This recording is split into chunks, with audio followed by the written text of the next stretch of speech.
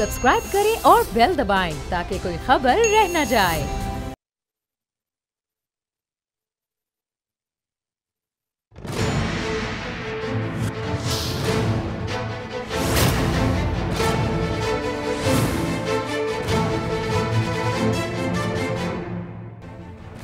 अस्सलामुअलैकुम, मैं हूं नूरुल आरफीन सिद्दीकी और आप देख रहे हैं मेरी जंग। हुए तुम दोस्त जिसके दुश्मन उसका आसमां क्यों हो। किस लिए ये मिसरा ईजाद हुआ था, अब समझ में कुछ कुछ आने लगा है। मेरे मोहतरम वज़ीर आज़म ने पार्लिमानी रहनुमाओं के इजलास से खिताब किया और चलते बने। उनके ख्याल में उस वक्त वहाँ सबसे ज़्यादा अहम और मोहतरम हस्ती खुद वही थे, इसलिए उन्होंने जो बात करनी थी वो किया और उसके बाद वीडियो लिंक ऑफ हो गया। अब जाहिर है कि इंसान अगर जिंदा हो, मैं उसके वजूद की बात कर रहा हूं, तो वो रिएक्ट करता है। कुछ इसी किस्म की हरकत हाल ही में बरतानिया की सयाहत से वापस आने वाले मेरे परदेसी अपोजिशन रहनुमा शहबाज शरीफ ने भी फरमाई। जलाल आना फितरी था। उन्होंने वज़ीर आज़म के रवैये को कतई गैर संजीदा करार देते हुए कहा कि पाकिस्तान को तारीख की सबसे बड़ी वबा ने हिट किया है और मेरे मुल्क के चीफ एग्जीक्यूटिव की संजीदगी का यह आलम है कि अब मेरे पास मां सिवाय वॉकआउट के और कोई ऑप्शन बाकी नहीं बचा। इतना कहना था और उसके बाद वो भी उठे और 1 2 3 हो गए। आपको ऐसा लग रहा होगा कि जैसे मैं कोई आसमानी बात कर रहा हूं, कोई फरोई गुफ्तगू कर रहा हूं। ये ऐसा कतई बिल्कुल नहीं हुआ।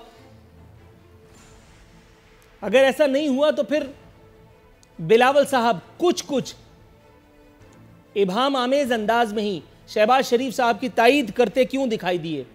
उनकी गुफ्तगू हद दर्जा मोहतात थी, जिसमें उन्होंने कहा कि कोरोना से निपटने के लिए हुकूमती इक़दामात कतई नाकाफ़ी हैं।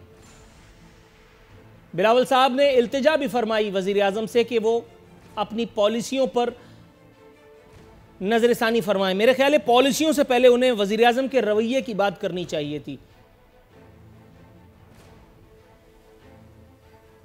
दूसरी जानिब ज़रा मासूमियत मुलाहिज़ा कीजिए मेरे वज़ीर ख़ारजा की, जो हाल ही में क्वारंटाइन से वापस आए हैं और उन्होंने अपनी मासूमियत का इजहार करते हुए फरमाया है कि शहबाज शरीफ साहब का वॉकआउट करना समझ में नहीं आता। उन्होंने उल्टा शहबाज शरीफ से संजीदगी के रवैये का तकाजा किया और कहा कि ये वक्त इन सब कामों का नहीं है, एक्सेट्रा एक्सेट्रा।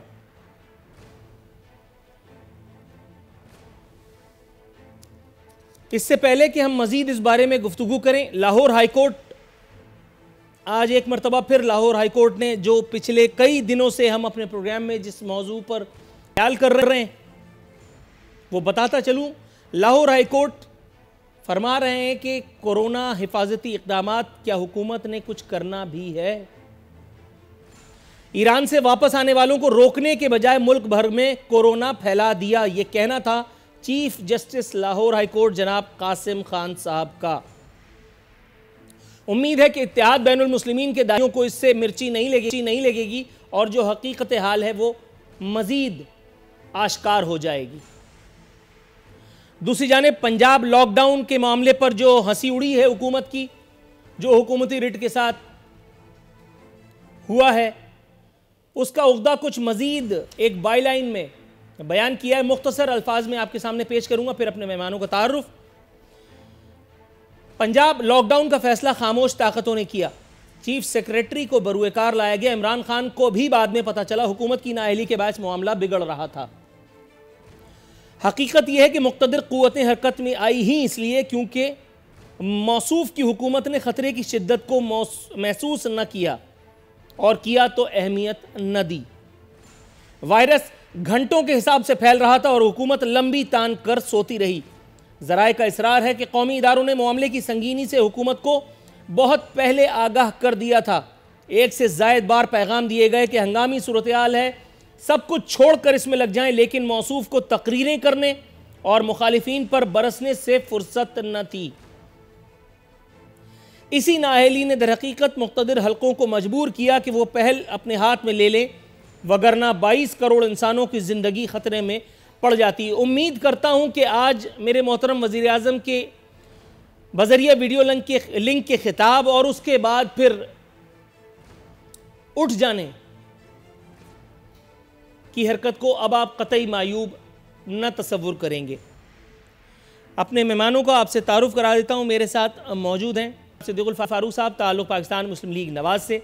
मेरे साथ मौजूद हैं जनाब क्या नाम है भाई, अताउल्लाह साहब पाकिस्तान तहरीक इंसाफ से, और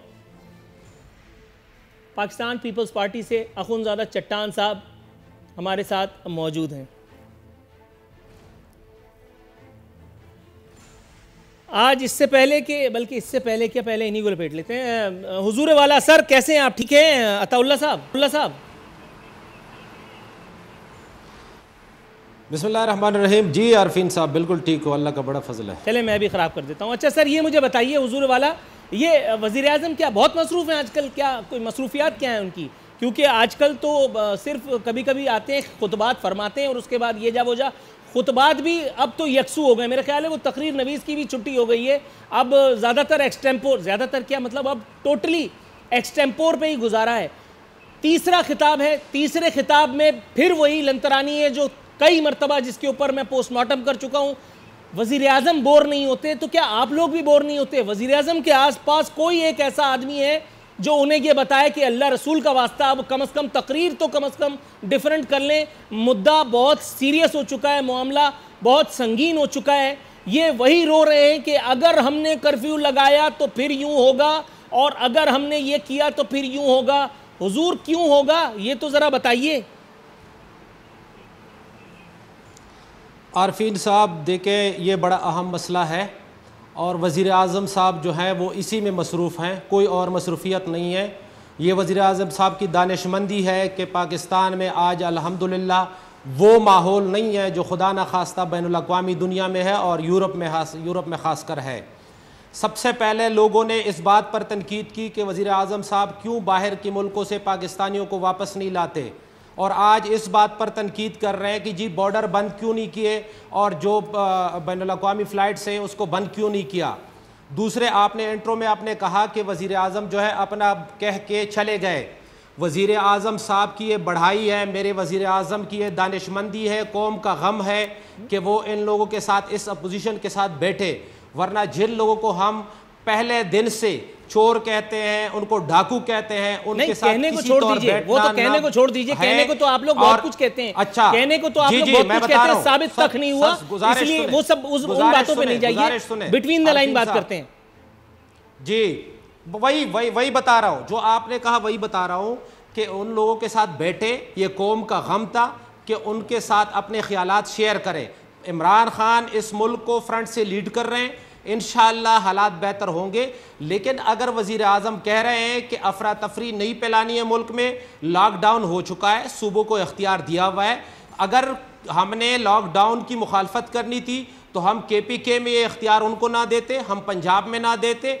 लेकिन हम समझते हैं वज़ीर आज़म साहब ये पहली बात आपको मैं ये बताते हुए खुशी महसूस कर रहा हूँ कि इसमें वज़ीर आज़म का कोई कारनामा नहीं है। दो बातें, मैंने पूरी बात आपकी सुन ली और अब मैं आपको हकीकत हाल से आगाह फरमाता हूं। एक तो आपने ये कहा कि इंटरनेशनली, मुझे पूरा करने दे फिर आप मुझे सुनाएं, आप मुझे पूरा करने दे फिर। अच्छा, अभी कुछ बाकी है, दो तीन बातें और जो आपने कही है वो, जी दो तीन बातें हैं।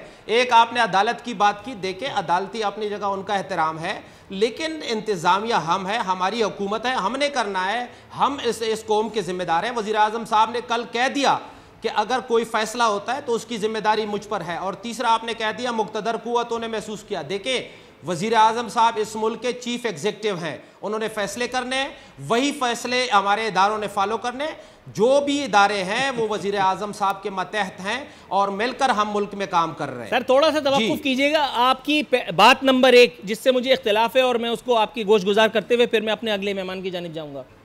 आपने कहा कि ये वज़ीर आज़म साहब की बसीरत थी जिसकी वजह से पाकिस्तान में आज सूरत हाल जो है वो कदरे बेहतर है। सर वज़ीर आज़म को क्या इज़राइल अलैहिस्सलाम को भगाने का खुदा न खास्ता कोई तोड़ आता है, कोई मंत्र आता है, कोई इस तरह का अमल वो जानते हैं कि जिसको देख करके इज़राइल पाकिस्तान की जानिब से कहीं और चले गए? बात नंबर 1।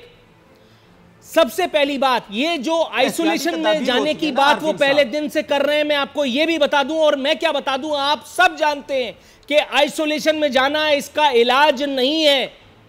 इसका इलाज तो इजाद ही नहीं हुआ, ये सिर्फ प्रिवेंटिव मेजर्स में काउंट होता है हुजूर वाला। इसमें पेशेंट को वेंटिलेटर की जरूरत पड़ सकती है, और ये एटमी ताकत, ये हमारा पाकिस्तान अर्ज़े पाक इस लायक कतई नहीं है कि खुदा न खास्ता अगर यहां पे इस किस्म की कोई संजीदा सूरत हाल, अल्लाह माफ करे, मेरे मुंह में खाक पैदा हो गई, तो ये मुल्क, मैं और आप इस एक सूरत हाल को झेल सकें, तो ये वजीर आजम और इस हुकूमत की और आपकी और मेरी नाकामी है या उनकी बसीरत। दूसरी बात, आपने कहा कि इंटरनेशनल कम्युनिटी प्रेशर पड़ रहा था कि हम बैरून मुल्क से पाकिस्तानियों को क्यों नहीं लेते। हुजूर वाला, आपके कानों में सिर्फ ईरान से आने वाले मुसलमानों की सदाएं सुनाई देती हैं, आपको चाइना से आने वाले मुसलमानों की सदाएं सुनाई नहीं देती। आप लोग अकल के अंधे या कानों के बहरे तो नहीं है माजरत के साथ। ये इत्तेहाद बैनुल मुस्लिमीन की जो बातें आप लोगों के कानों में डाल दी जाती हैं, आप इसको आधी ही सुनते हैं। मैं अगर मजीद कुछ बोलूंगा तो फिर मुझ पर खुदा न खास्ता कोई और प्रोपेगेंडा करने का इल्जाम लगा दिया जाएगा। सर, ये बहुत ऑब्जेक्शनेबल बात है। आप कह रहे हैं कि आप उन लोगों के साथ बैठे, ये मेरे वजीर आजम की बड़ाई है। आप कह रहे हैं कि ये वजीर आजम की बड़ाई है कि आप मुमकिन मुंबई है ना चोरों और डाकुओं के साथ बैठे। हुजूर, एक पैसे की चोरी अगर साबित हुई हो तो आपने नवाज शरीफ और शहबाज शरीफ को बाहर जाने क्यों दिया था? बहुत सारे मौजूआत है, आपसे गुफ्तगू करता रहूंगा, थोड़ा सा तवक्कुफ कीजिएगा, मैं आता हूं आपके पास। पिछले 30 साल में 225 वेंटिलेटर्स हैं। ये इस मुल्क की हालत है अरफीन साहब, 225 वेंटिलेटर। मैं आपसे बिल्कुल ये जानूंगा कि हमारे पास खुदा न खास्ता वेंटिलेटर्स की तादाद क्या है। थोड़ा सा तहम्मुल, थोड़ा सा तवक्कुफ, मैं आपकी तरफ आता हूं। सिद्दीकुल फारूक साहब हुजूर वाला, ये मुझे बताइए सर, इस एक वक्त में कौम को इत्तेहाद और यगानगत का सबक देना था हमारे कायदीन ने, और वहां वॉकआउट की है जो फिल्म रिलीज हुई है। हुजूर, कौम क्या सीख रही है, क्या देख रही है अपने कायदीन को करता हुआ?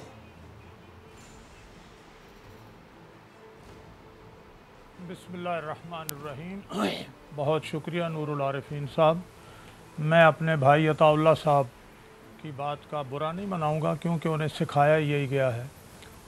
मैं ये अर्ज़ करूंगा कि वज़ीर आज़म साहब को इस वक्त तकब्बुर, अपनी बड़ाई से बुलंद होकर तकब्बुर की बजाय आजिज़ी, तंग दिली की बजाय वुसअत क़ल्बी और सबको साथ लेके चलने की बात करनी चाहिए थी, जो उन्होंने नहीं की।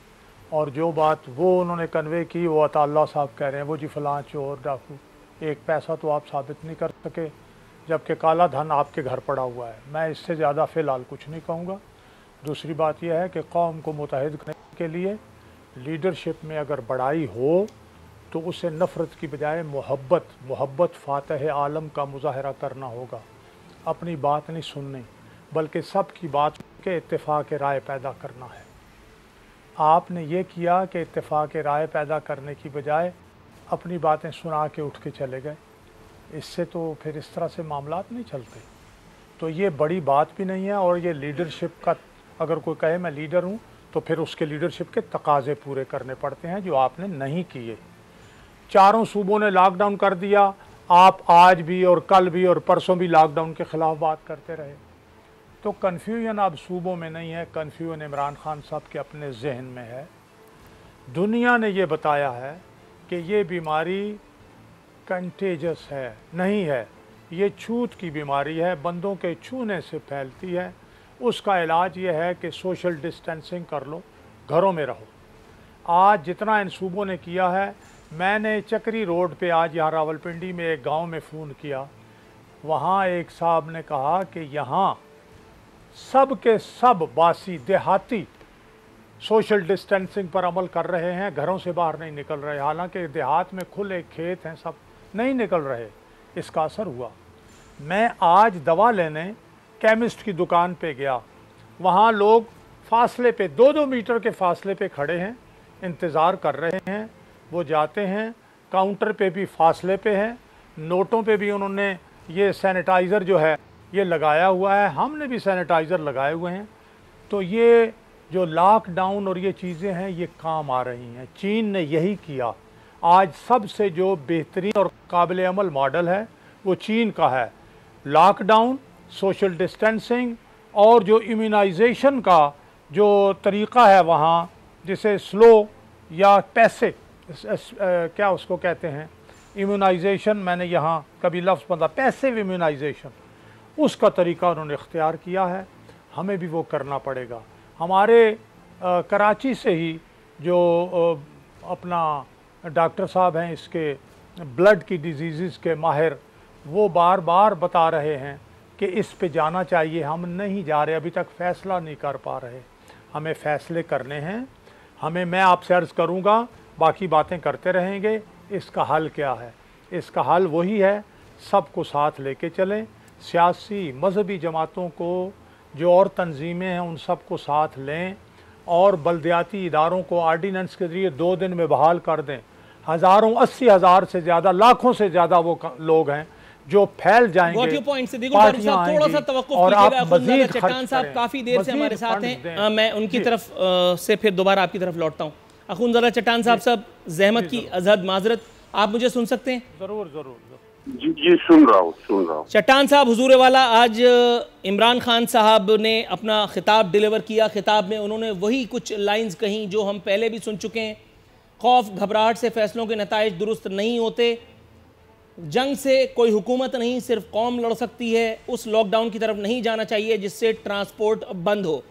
हुजूर, ये इतनी अहम तरीन बातें थीं जो ना बिलावल साहब तसव्वुर कर सकते थे, ना उनकी तालीम ने ये सारी बातें उनको सिखाई हैं, और ना ही ये बात शहबाज शरीफ साहब और उनके एक्सपोजर ने उनको सिखाया है। सर, क्यों आप लोगों को इतना बुरा लग गया? ये तो बड़ी ठीक ठाक हरकत थी, मतलब उनका टाइम कीमती था, उन्होंने आप लोगों को इतनी अहम इंफॉर्मेशन दी और उसके बाद अहम दीगर हुकूमती उमूर निपटाने के लिए चले गए। He is the prime minister of this country, मतलब क्यों इतना कोहराम बरपा है? बिस्मिल्लाहिर्रहमानिर्रहीम। जी, उसको जाना ही था।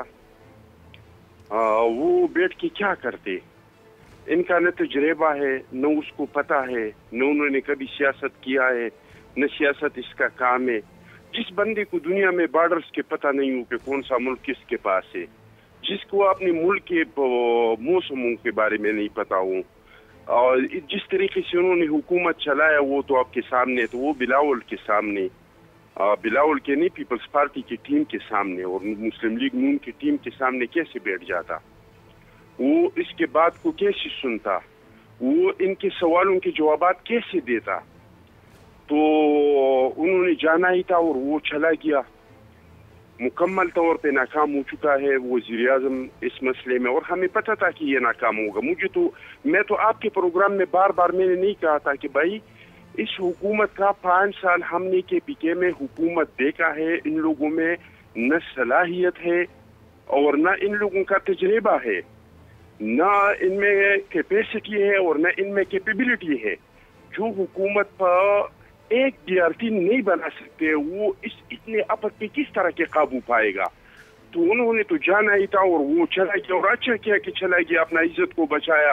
वरना शहबाज शरीफ साहब के सामने जो मुस्लिम की टीम के साथ बैठा हुआ था और इस तरह के बिलावल साहब जो पीपल्स पार्टी की टीम के साथ था, इसके सामने वो क्या करता? इनके सवाल के वो किस तरह के जवाब देता? हुकूमत को क्या करना चाहिए था? अगर ये नियाजी का हुकूमत नहीं होता, अगर ये सिलेक्टेड हुकूमत नहीं होता और ये अवाम के वोटों से मुंतखब हुई हुकूमत होता, तो वो पहला काम क्या करता? वो सबसे पहला काम ये करता कि सबको एक पेज पे लाते, चाहे वो अदलिया है, चाहे वो इस्टेब्लिशमेंट है, चाहे वो अपोजिशन है, चाहे वो 4 सूबे हैं, इन सबको मुतफिक करता है इस जंग को लड़ने के लिए। दूसरा काम वो ये करता कि इसमें एक कौमी पॉलिसी बनाता इसके खिलाफ। एक जो जिस तरह के हमने जो स्कूल पे हमला हुआ और इसके बाद जो हमने नेशनल एक्शन प्लान बनाया, इस तरह के एक नेशनल एक्शन प्लान बना कि हम किस तरह हमने इस आपत के साथ लड़ना है जिन्होंने पूरी दुनिया को लिया है। और तीसरा काम ये करता है कि अपनी कौम को IMF से पूछे बगैर रिलीफ देता, पेट्रोल को सस्ता करता। इनके पास अभी भी जो 15 रुपए सस्ता किया, इसके पास अभी भी 60 रुपए का है। 60 रुपए फी लीटर ये आवाम से ज्यादा लेते हैं बैनुल अक़वामी मंडी से। तो फ्यूल को इनके चाय से कि 50 रुपए सस्ता करे, 40 सस्ता करे, पेंट सस्ता करे, ये इनके पास ये ऑप्शन है। तो फ्यूल सस्ता करता, ये जो टैक्स है आम खुर्दनोश की अच्छी और मेडिसिन की वो बिल्कुल 0 टॉलरेंस पे लाते, और मुल्क में जितना भी पैसा है, जितना भी प्रोजेक्ट है, वो सारा पैसा इसके लगाते। पहले भी ये सैलाब आ गए थे, इसमें तो फिर भी ये है कि लोगों से ये है कि घर बैठ जाए। सैलाबों में तो लोग घरों से निकले थे, उसको अपने घर भी देना था, उसको आप खाने पीने का सामान भी देना था, उसको राशन भी देना था। इस तरह रिपीज में आपको याद है करोड़ों के लोग निकले थे। दुरुस्त है sir, got your point sir. थोड़ा सा तवक्कुफ कीजिएगा क्योंकि यहाँ ब्रेक की कॉल दी जाने वाली है। अखुनजादा चट्टान साहब, सर थोड़ा सा तवक्कुफ की इस्तदा है। अताउल्लाह साहब, रऊफ क्लासरा साहब, मारूफ सहाफ़ी, कॉलम निगार, तज्जियाकार, अपने कॉलम के उन्वान पैसे नहीं हैं उसमें लिखते हैं, कल जब वज़ीर आज़म इमरान खान अपनी बेबसी का इजहार कर रहे थे कि अगर लॉकडाउन कर दिया तो मुल्क के गरीबों का क्या बनेगा, और उनके पास उन्हें घर बैठे मजदूरों को देने के लिए पैसे नहीं, तो मेरे जहन में आ रहा था कि अभी कुछ दिन पहले ही खबरें आ रही थीं कि अपने MNAs और MPAs को करोड़ों रुपए के तरक्याती फंड्स दिए जा रहे हैं, और ये बजट भी अरबों रुपए में बनता है। किसे याद नहीं कि 20 अरब रुपए का फंड तो नवाज शरीफ ने अपने दौर में अपने दामाद कैप्टन सफदर को दिया था कि अपने इलाके में पैसा लगाओ और हर MNA को कतार में खड़ा कर पूछो उसे कितने पैसे चाहिए। ये थी रिश्वत। सवाल ये पैदा होता है कि जब आवाम की बात होती है तो उस वक्त अचानक हुकूमतों और हुक्मरानों की जेबें क्यों खाली नजर आने लगती हैं? क्या 15 दिन के लिए भी ये हुकूमत ये इंतजाम नहीं कर सकती कि हर मजदूर के घर राशन पहुंचा सके या उन्हें 5-10 हज़ार दे सके? सर ये 47-48 अनमोल रतन, जिनमें से अक्सर नाकारा है माजरत के साथ, ये तो झेल रहे हैं हम लोग बहैसियत वजीर, बहैसियत मुशीर, बहैसियत फलाना, बहैसियत डिकाना। हुजूर वाला ये गरीब को 5-10 हज़ार रुपए देते, क्या आप समझ रहे होंगे, मैं जुमला मुकम्मल नहीं करता।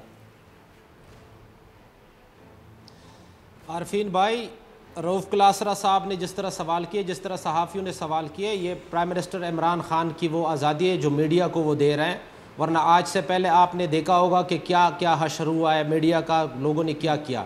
दूसरी बात, अपने MNAs और MPAs को जो फ़ंड दे रहे हैं वो अरबों, चंद अरबों में है, और वो फ़ंड MNAs MPAs अपने ज़ात के लिए अपनी ज़ात के लिए इस्तेमाल नहीं करते, वो इन्हीं आवाम पे खर्च होता है। और कल प्राइम मिनिस्टर साहब ने 1000 अरब रुपए के पैकेज का ऐलान किया है इस गरीब आवाम के लिए। और प्राइम मिनिस्टर साहब जब लॉकडाउन की बात करते हैं, तो जब कर्फ्यू की बात करते हैं, तो वो जो परेशानी होती है वो इस बात की होती है कि गरीब आवाम को मसला ना हो। बुनियादी तौर पर जो समझने वाली बात है वो ये है कि मुल्क में अफरा तफरी ना फैले। आज मैं कराची के आपको बता रहा हूँ कि कराची से चंद फैमिलीज़ मुझे जिन्होंने रब्ता किया, और बहुत सारी फैमिलीज़ हो सकती है जो कि अपनी पर्सनल गाड़ियों में या रेंट पे गाड़ियाँ ले रहे हैं, वो एक सूबे से दूसरे सूबे में जाना चाहती हैं कि अगर कर्फ्यू लगेगा तो क्या होगा। तो यही वो अफरा तफरी है जिससे वो बचना चाहते हैं। सदीकुल फारूक साहब ने तकब्बुर की बात की, इसके लीडर को ये क्रेडिट हासिल है कि वो आज से 20 साल पहले कोरोना के बारे में जानते थे, इसलिए अपने MNA से भी हाथ नहीं मिलाते थे। और मेरे भाई ने, चट्टान साहब ने बात की कि प्राइम मिनिस्टर वो शख्स हैं कि जो 24 साल पहले जिन्होंने जद्दोजहद शुरू की, सब कहते थे कि वो नाकाम होंगे, आपकी 2 पार्टी सिस्टम को खत्म किया। आज आप लोग फारिग बैठे हुए, हम कहते हैं कि अपोजिशन फारिग है। ये मेरा सवाल नहीं सुने अरफीन साहब, ये फारिग बैठे हुए, अभी मौका नहीं था। चलिए शो अभी बाकी है, मैं वो दे रहा हूँ जवाब। कीजिए, यहाँ ब्रेक पर जाना है, ब्रेक से वापस आते हैं, कुछ और मौजूआत है जिनका अहाता करेंगे।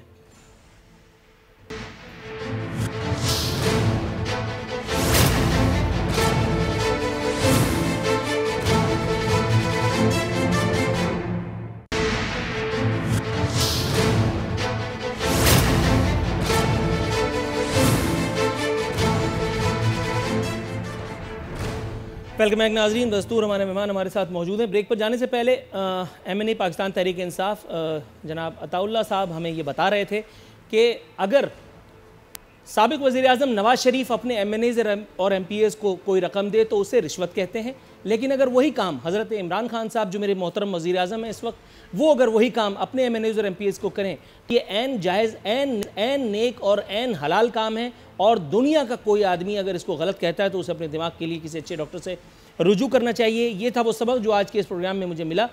इससे पहले कि मैं मज़ीद कन्फ्यूज़ आ जाऊँ, मैं जाता हूँ मुस्लिम लीग नवाज के पास। सर, शहबाज शरीफ साहब की वापसी को लेकर के भी बड़ी बातें हुई। आज भी फिरदौस आशिक अवान साहिबा ने कहा कि अच्छा था शहबाज शरीफ साहब आते हुए कुछ दौलत भी वापस ले आते। मैं उनके इस बयान पर नहीं जाता, लेकिन सर ये कोई मुनासिब हरकत तो नहीं है कि पिछले कई सालों की हुकूमत के बाद जो हुकूमत आपने इंजॉय की, जो हुकूमत पाकिस्तान पीपल्स पार्टी ने इंजॉय की, मैं अगर इमरान खान सरकार के गले में तौक बना करके डाल दूं कि आप वेंटिलेटर्स की आपने खेप क्यों नहीं खरीद दी, तो ये जायज़ नहीं है। 1.5 साल में लॉजिकल बात है, इमरान खान तो क्या दुनिया का कोई बड़े से बड़ा टार्जन भी इतने सारे इक़दाम अकेले नहीं कर सकता था। ये पिछली हुकूमतों की गफलतें हैं कि जिसमें हुक्मरान अपने दांत के दर्द का इलाज कराने के लिए बैरून मुल्क जाते थे, आज भी जाते हैं, और अवाम को उन्होंने ट्रक की बत्ती के पीछे लगाया हुआ है। वो कभी इधर धक्के खा रहे हैं, कभी उधर धक्के खा रहे हैं। सर, ये FIR तो आपके खिलाफ ही कट गई, कुछ कहिए। नहीं, 10 अरब फंड था जब शहबाज शरीफ साहब ने पंजाब की ज़माम कार संभाली। 10 अरब था जिससे उन्होंने 140 अरब तक पहुंचाया। तमाम अस्पतालों को एयर कंडीशन किया, मेडिकल यूनिवर्सिटियां बनाई, डॉक्टर्स भर्ती किए, उनकी तनख्वाहें दुगनी की, एमरजेंसी में 151 दवाएं फ्री की, वगैरह वगैरह।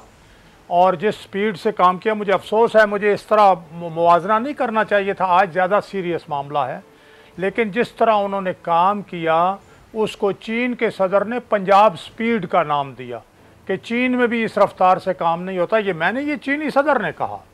अब आ जाइए इस बात पर, मैं साथ ही बता दूं, अभी अल्लाह ना करे लेकिन डेंगू की वबा सर पे बैठी है इसके साथ साथ। अच्छा, आपने वेंटिलेटर्स की बात की, 2 बातें करूंगा। इस कोरोना वायरस का तो अमेरिका, बरतानिया, फ्रांस, चीन किसी को नहीं पता था कि इसके लिए इतने वेंटिलेटर, सारा कुछ, सारे इंतज़ामात कर रहे हैं अब भी। लेकिन मैंने ये अर्ज़ किया कि जो रास्ता चीन ने इख्तियार किया है हमें वो करना चाहिए।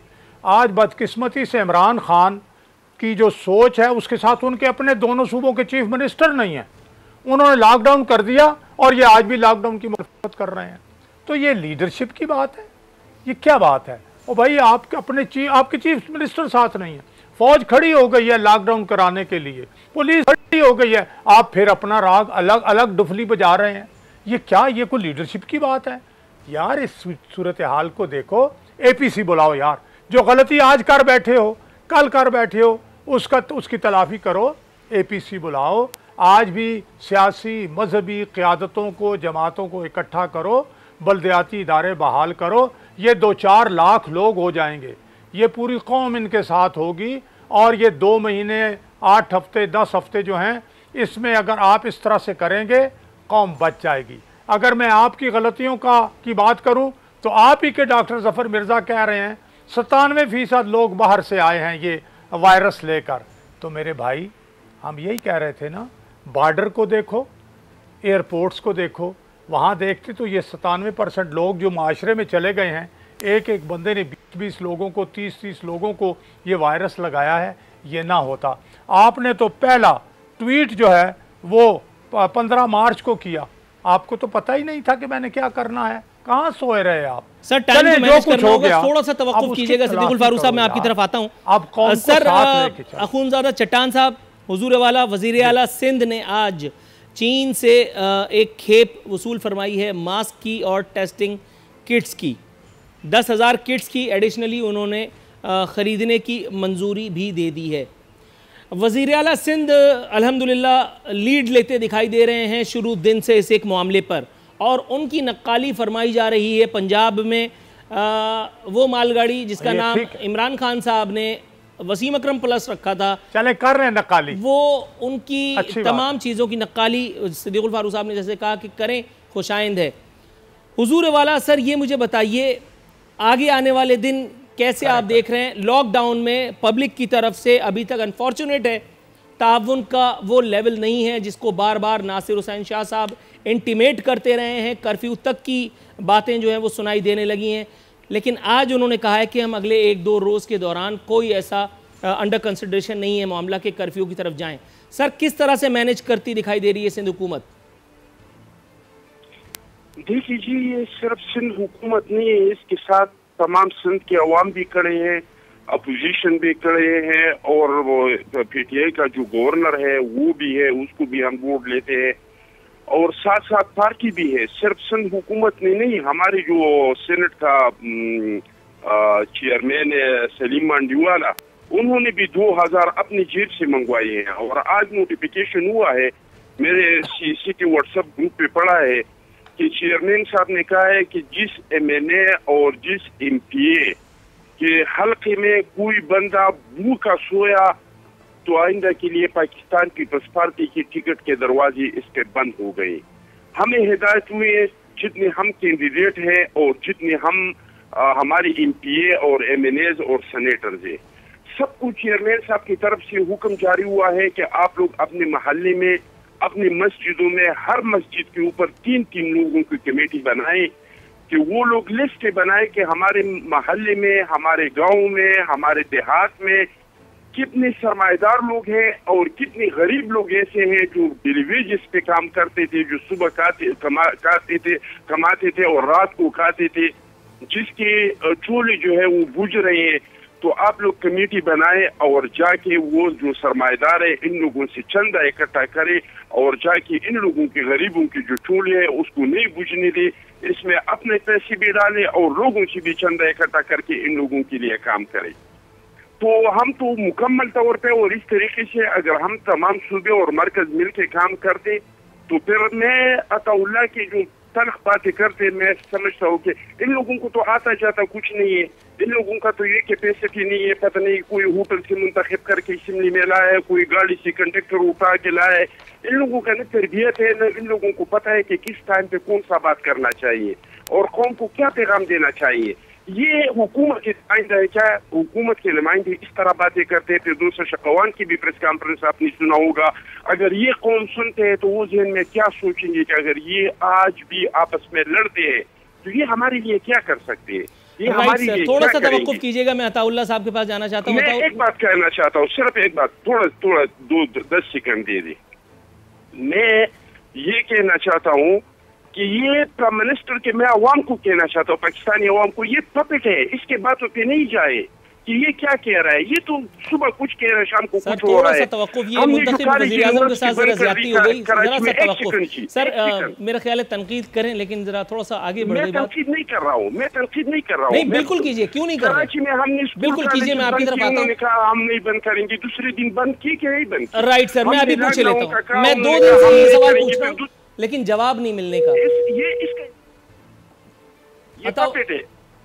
अताउल्लाह साहब, सर आप मुझे सुन सकते हैं? जी बिल्कुल, मैं सुन रहा हूँ। अच्छा अताउल्लाह साहब, हुजूर वाला सर, ये मुझे बताइएगा, खान साहब से उस एक मीडिया टॉक के दौरान भी जब ये गुफ्तगू की गई, जब ये सवाल किया गया तो उस सवाल का जवाब कोई नहीं था। परसों मैंने भी यही सवाल किया, उस सवाल का जवाब कोई नहीं मिला। हुजूर अल्हम्दुलिल्लाह जमहूरियत का दौर दौरा है, एक मुंतखब वज़ीर आज़म, उसकी हुकूमत, उसकी काबीना सब मौजूद है, पार्लियामेंट फ़ाल है, सब कुछ है, लेकिन वज़ीर आज़म की with all due respect sir, उस एक ज़िद के बाद फिर DG-ISPR को आगे आना पड़ा और फिर लॉकडाउन की अनाउंसमेंट हुई। पंजाब भी गया उस तरफ, आज़ाद कश्मीर भी गया, बलूचिस्तान भी गया, सर खैबर पख्तूनख्वा भी गया, बहुत सारे मामलात हैं। ज़रा इसकी वजाहत पेश करने की अगर आप कोशिश फरमाएं, लेकिन एक कमर्शियल ब्रेक के बाद तो मैं आपका शुक्रगुजार हूँगा।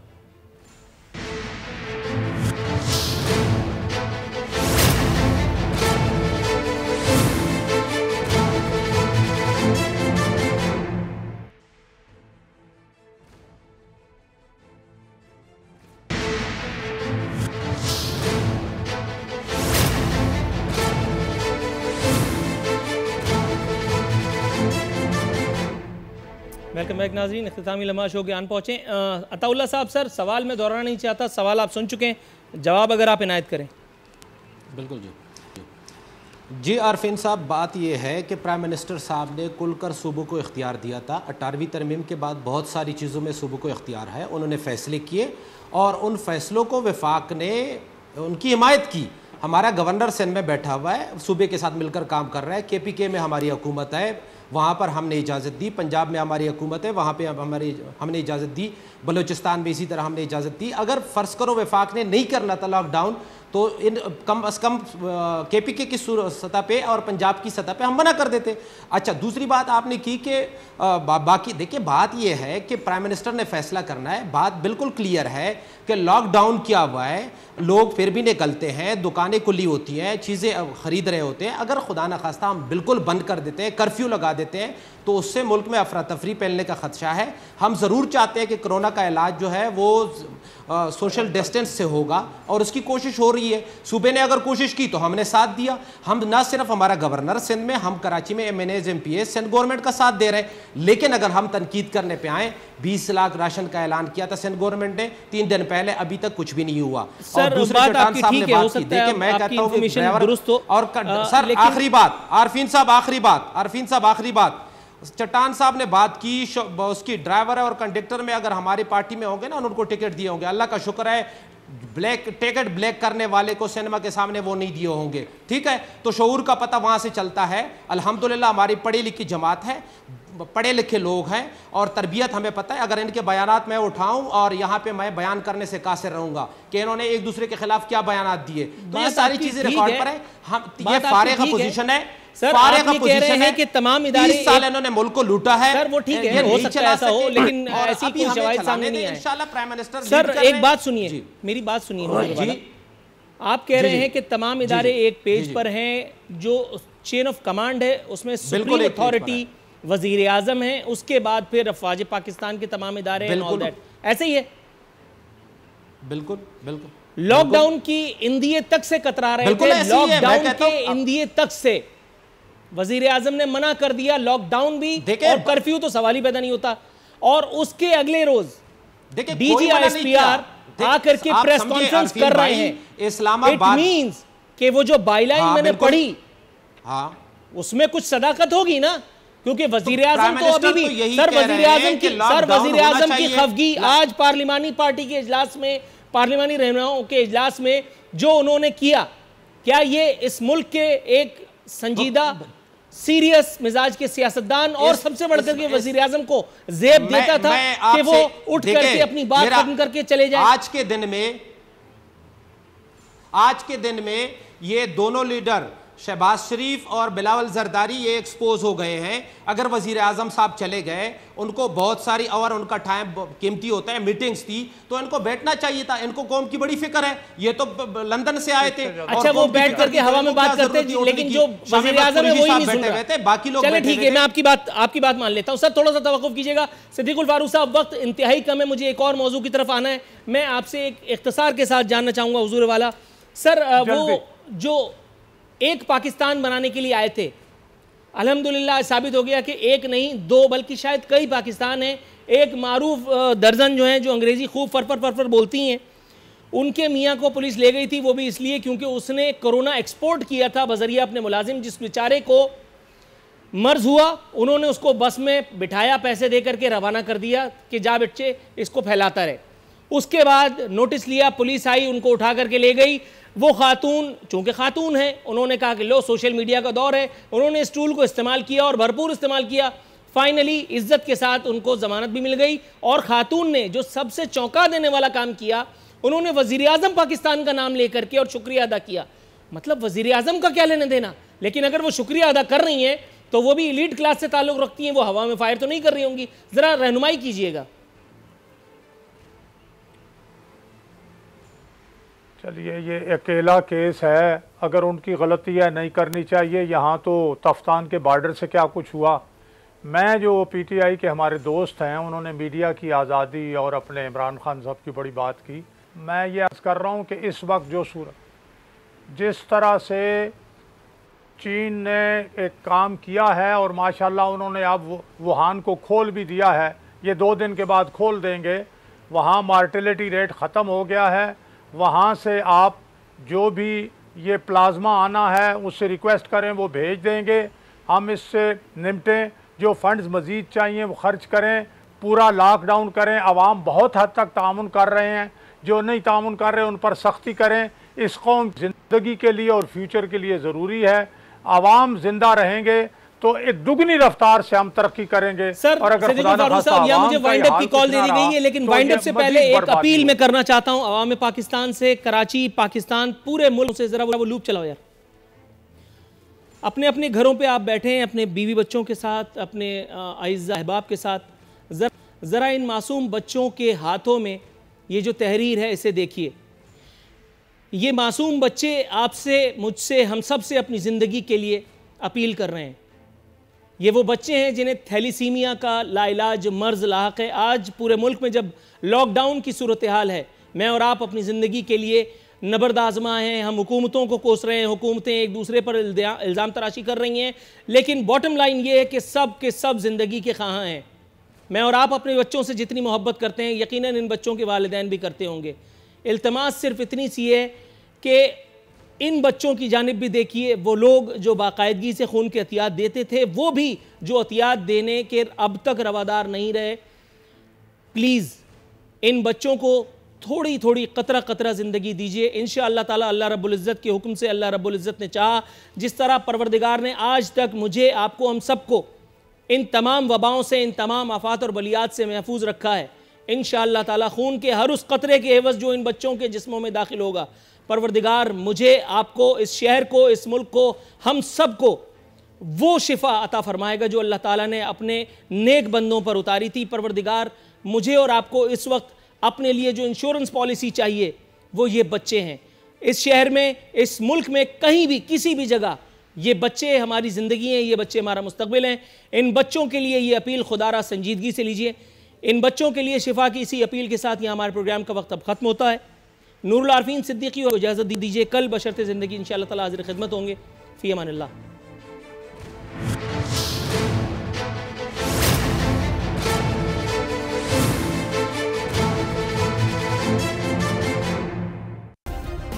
सब्सक्राइब करें और बेल दबाएं ताकि कोई खबर रह न जाए।